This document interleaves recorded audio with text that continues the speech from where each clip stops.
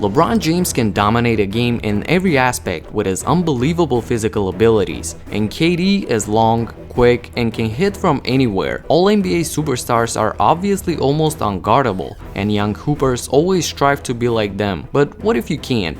What if you're not a natural born superstar and will never reach that level of talent? The answer is you strive to be Shaun Livingston, and I'll explain why. What up everybody, my name is Stefan and this is Heat Check. Let's get into it. For 5 years, Golden State have been loaded, but there's always been a spot for Shaun Livingston. Despite their apparent love for the three-point shot and him going a staggering 2 for 17 throughout these years, on the team that revolutionized shooting. And you know why? Because he is money from mid-range. That's the one thing that he does offensively and he is excellent at it. I even feel like he is limited by a shot mechanics, so he can't even shoot further out. But look at these percentages. He is 50% or better in each and every one of his years with the Warriors. And before you go look up his stats and tell me that his highest scoring average with the team has been 6.5 points and that he doesn't shoot a lot, that's exactly my point. Pick your spot, master it, and then through shot selection, always be highly efficient. The team knows at any moment what to expect from him. Combine that with some nice defense and I can absolutely see why he's been a constant member of the second unit. Hey, he's got 3 championships and is playing in his 15th season.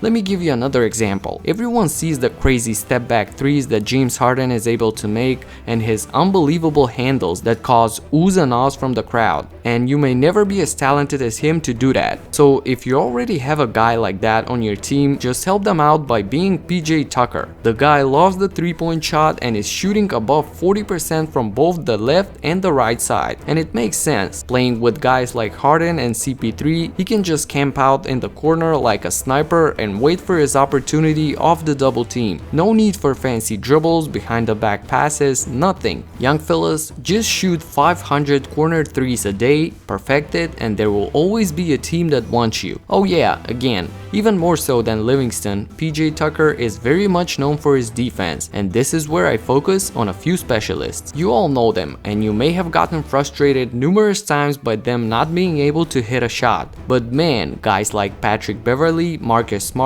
Avery Bradley, and most obvious of them, even though he's not playing at the moment, is Andre Robertson. He is notoriously bad shooter, but has always played heavy minutes with the Thunder because of his ability to lock down players. And let me tell you, to me, 65% of a good defender goes to just wanting to play defense and taking pride in stopping the opposing player. Sure, you have guys like Kawhi and Paul George with the perfect bodies for good defenders, but when I look at the guys I previously mentioned, all I see is dogs, fighting hard and giving 110% on every defensive possession. And if you do that, there will always be a spot on a team for you, even in the worst case scenario if you shoot like Andre Robertson. Imagine that, just focusing on defense and nothing else, how far that could take you. But okay, let's get back to the other end of the court. It's been guard heavy so far, so what if you're a big man? Tyson Chandler's fight to always get the rebound and provide extra possessions have allowed him to have a 17-year career mostly as a starter and an NBA title. The most iconic thing about him is probably his signature move of just tapping out the basketball when he can't grab it. And even more than Chandler, who at least has the length, there are guys like Kenneth Faried and Montrezl Harrell who have unmatched levels of energy and effort. They get rebounds as well as points strictly off of their will to overpower the opponent and get to the ball first. I'm so glad when I see guys like that who work extremely hard and despite everything that they lack in talent, they find a way to be successful and help their team. I can go on and on with specific skill sets like these, but the most important thing for you as a young hooper or even just a basketball fan watching NBA games is to understand that you don't have to have handles like Kyrie or shoot from anywhere like Curry or be the most powerful player like LeBron. Basketball is a team sport and a player can contribute and be a valuable piece of the puzzle by just focusing on one specific thing and mastering that. I hope that you were able to get a different perspective on things and players in the league. And for those trying to keep their hoop dreams alive,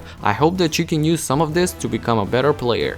That's it for now. If you like this video, subscribe and hit the notification bell so that you don't miss my future in-depth analysis.